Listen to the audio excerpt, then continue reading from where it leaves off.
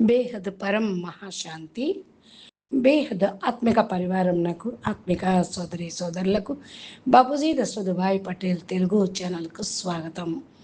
మనము దత్తాత్రేయుడి యొక్క 24 మంది గురువులు గురించి నెంబర్ వైజ్గా చెప్పుకుంటూ ఉన్నాం. వారి నుండి ఆయన దత్తాత్రేయుడు నేర్చుకున్నటువంటి జ్ఞానము ఏమిటి అనేది కూడా వర్ణించుకున్నాము. ఇక్కడ 13వ గురువుగా ఆయన పింగళ అనే వేశ్య గణిక. మరి ఆమె దగ్గర ఆయన ఏం చూశాడు? పింగళ అనే నగర వేశ్య ధనం మరియు పురుషుడు కోసం రాత్రంతా నిరీక్షిస్తుంది. ఒక రాత్రి ఆమె కోరుకున్న కస్టమర్ రాడు. ఆమె వేచి చూస్తూనే ఉంటుంది. ఒక క్షణంలో ఆమె అంతరాత్మ మేల్కొని, ఛీ, నా బతుకు ఇలాగా ఉన్నది, నేను ఈ శరీరాన్ని కోసమే కదా, ఈ యొక్క తపన తీవ్రత పరమాత్మల కోసం నిరీక్షించి ఉంటే ఆయన ఎప్పుడో లభించేవాడు కదా అని అనుకుంటుంది. ఆ రాత్రే ఆమె ఆభరణాలన్నింటినీ తొలగించేసి ఆమె మనసులో వైరాగ్యం అనేది ఉదయిస్తుంది. ఆశను త్యజించడమే, వదులుకోవడమే వైరాగ్యం, త్యాగము. పరమ సుఖం ఇదే. ఏ అడవిలోనో రాలేదు, ఏ అడవికో వెళ్ళలేదు, అరణ్యాల్లో పోయి తపస్సు ఆమె చేయను లేదు, ఏ జ్ఞానము వినలేదు. ఒక వేష గదిలో ఆ యొక్క రాత్రి వేళ వచ్చినటువంటి విసిగిపోయిన మనసు, మొక్కలైన మనసుతోటి తపన చెందినప్పుడు వచ్చినటువంటి వైరాగ్యం, ఎన్లైట్మెంట్, జ్ఞానోదయం.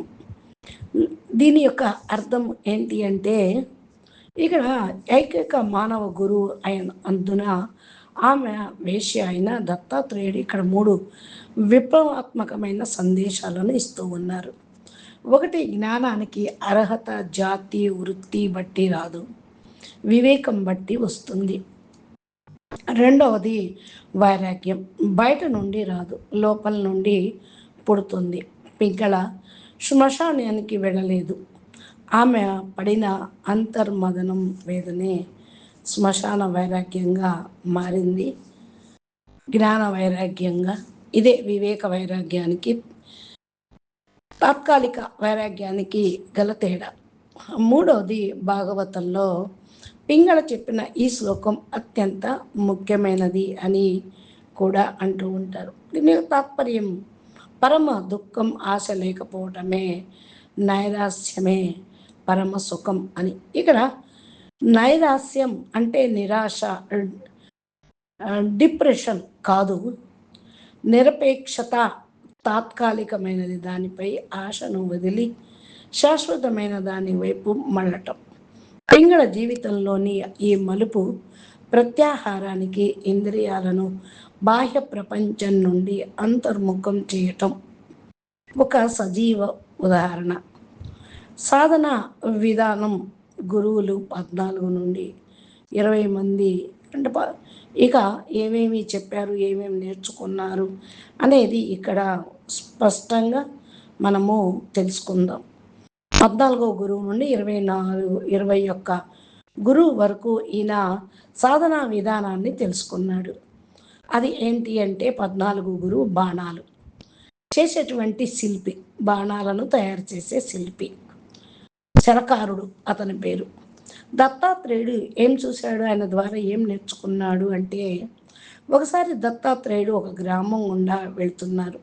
దారి ప్రక్కన శిల్పి కూర్చొని బాణాలు తయారు చేస్తూ ఉన్నాడు. ఆ సమయంలో రాజుగారు సవారి ఏనుగులు, గుర్రాలు, పెద్ద జనము, నగరాలు అటుగా వెళ్ళినాయి. కానీ ఆ శిల్పి ధ్యానం చెదరలేదు. వాడు బాణం మొనను కంటి ముందు పెట్టుకొని అది సూటిగా ఉందో లేదో అని పరీక్షించుకుంటూనే ఉన్నాడు.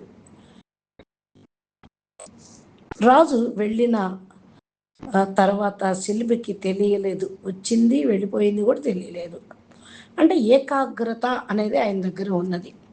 లక్ష్యం సంపూర్ణంగా ఉన్నప్పుడు ప్రపంచంలోని కోలాహలం లోపలికి చేరలేదు.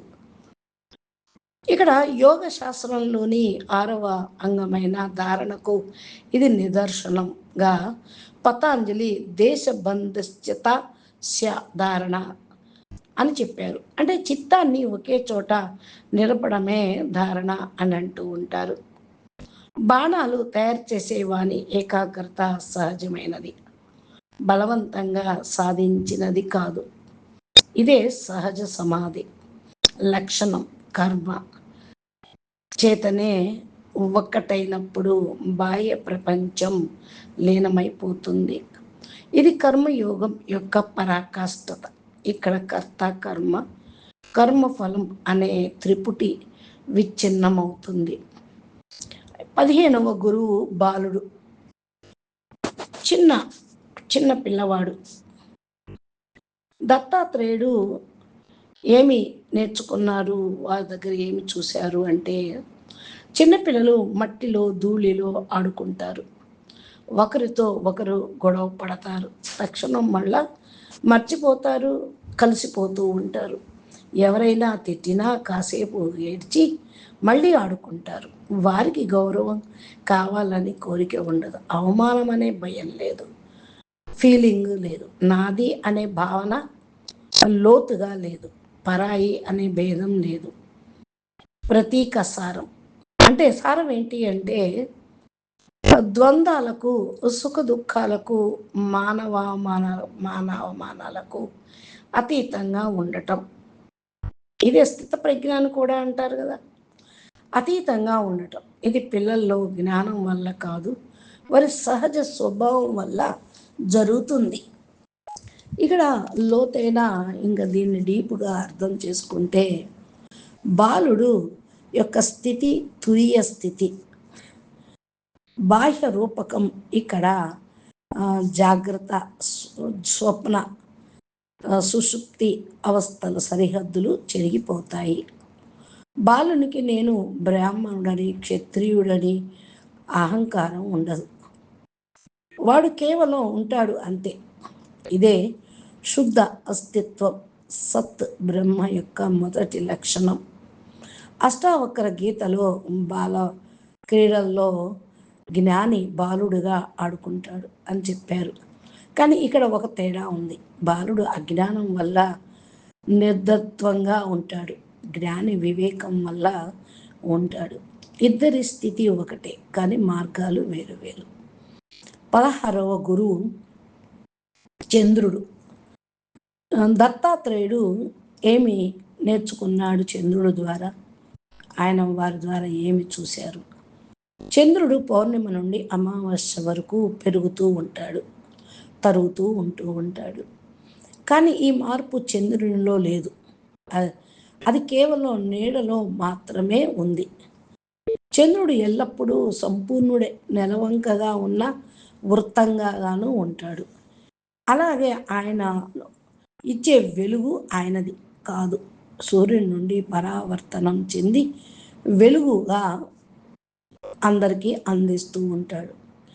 అంటే దీని యొక్క సారాంశం ఏమి అనగా, జీవాత్మ అనేది పరమాత్మ యొక్క పరావర్తిత ప్రకాశం.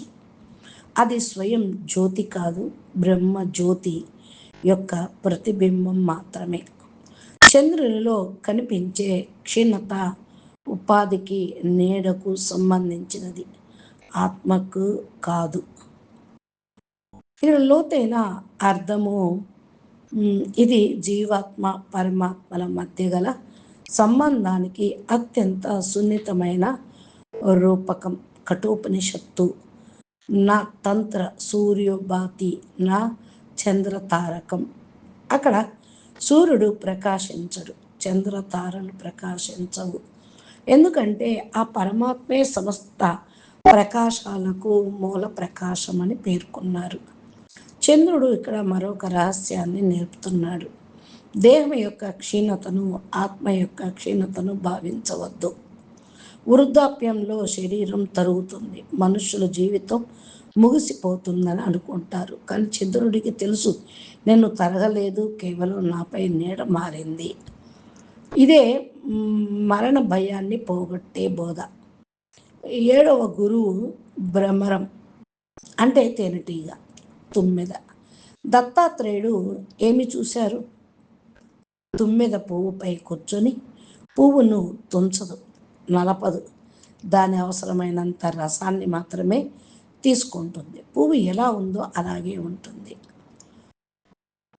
అనేక శాస్త్రాల నుండి సారాన్ని గ్రహించటం, ఏ ఒక్కదానికి బందీ కాకుండా, దేనిని నాశనం చేయకుండా లోతైన అర్థం. ఇక్కడ 11వ గురువైన తేనెటీగకు, 17వ గురువైన తుమ్మెదకు మధ్య ఒక అర్థమైన వైరుధ్యం ఉంది.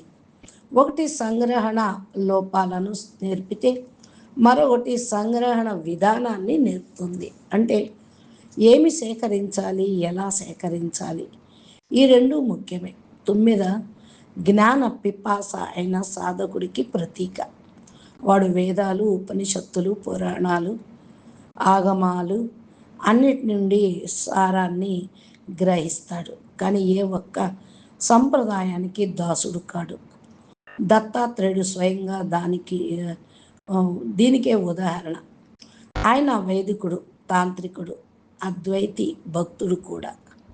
ఆయన ఏ ఒక్క మతాన్ని పట్టుకోలేదు, అన్నింటిని గురించి సారాన్ని తీసుకున్నారు. ఇదే భారతీయ ఆధ్యాత్మిక సంప్రదాయం యొక్క సమన్వయ దృష్టి. 18వ గురువు లేడి మృగం. దత్తాత్రేయుడు ఏమి చూశారు, నేర్చుకున్నాడు అంటే అడవిలోని అత్యంత అందమైన చంచలమైన జంతువు. కానీ దానికి ఒక బలహీనత ఉంది. సంగీతం మధురమైనది, వాయిద్య ధ్వని వినగానే అది నిశ్చేష్టమై నిలబడిపోతుంది, ముగ్ధురాలవుతుంది. వేటగాడు ఈ రహస్యాన్ని ఉపయోగించి పిల్లల గురువు వాయిస్తూ ఉంటాడు. లేడీ ఆ శబ్దానికి ఆకర్షితమై దగ్గరకు వచ్చి ప్రాణాలను కోల్పోతుంది. అంటే యొక్క సారం ఏంటి అంటే ఆసక్తి. శ్రోతేంద్రియం, చెవి యొక్క విషయం, శబ్దం మాధుర్యంలో మునిగిపోవటం వినాశకరమైనది. లోతైన అర్థం. ఇక్కడ దత్తాత్రేయుడు 5 ఇంద్రియాల ఆసక్తిని పూర్తి చేస్తున్నారు. రూపానికి మిడత, స్పర్శకు ఏనుగు, రుచికి చేప, ఇక్కడ శబ్దానికి లేడి. శబ్ద ఆసక్తికి మరొక లోతైన అర్థం ఉంది. వాగ్జాలం, మధురమైన మాటలు, ప్రశంసలు, స్తోత్రాలు, వీటికి చిక్కుకున్న సాధకుడి మార్గం. ఎవరో సాధకులు కేవలం ఉపన్యాసకులుగా వాగ్దాటికి ముగ్ధులై సత్యానికి బదులు ఆ మాటలనే పూజిస్తారు. శాస్త్రాల్లోని శబ్దాలు కేవలం నదిని దాటిన నావ లాంటివి. నావనే పూజిస్తూ కూర్చుంటే ఆ ఒడ్డుకు చేరలేరు. ఇది తెలుసుకోవాల్సినటువంటి సాధక లక్షణం. అచ్చా, పరం శాంతి, నమస్తే, ధన్యవాదాలు. బేహద్కే బేహద్, పరం పరం, మహాశాంతి హై, మహాశాంతి హై, మహాశాంతి హై. మనము ఇప్పటి వరకు కూడా ఇంకా కొన్ని నేర్చుకున్నాం కదా, 19. తర్వాత ఉన్నటువంటి గురువుల ద్వారా ఏం నేర్చుకున్నారో మనము విందాము. నమస్తే. దీని విషయాలు ఇంకా చాలా తెలుసుకోవాలి అంటే బాపూజీ దశరథభాయ్ పటేల్ తెలుగు ఛానల్లో బాపూజీ చెప్పినటువంటి జ్ఞానమును మీరు తెలుసుకోండి. ప్లేలిస్ట్లో ఉన్నాయి. మా ఛానల్ని సబ్స్క్రైబ్ చేసి గంట సింబల్ని ప్రెస్ చేస్తే నోటిఫికేషన్ రూపంలో మీకు అన్నీ అందుతూ ఉంటాయి, వస్తాయి. ఫాలో అవ్వండి. పరం మహాశాంతి. నమస్తే, ధన్యవాదాలు.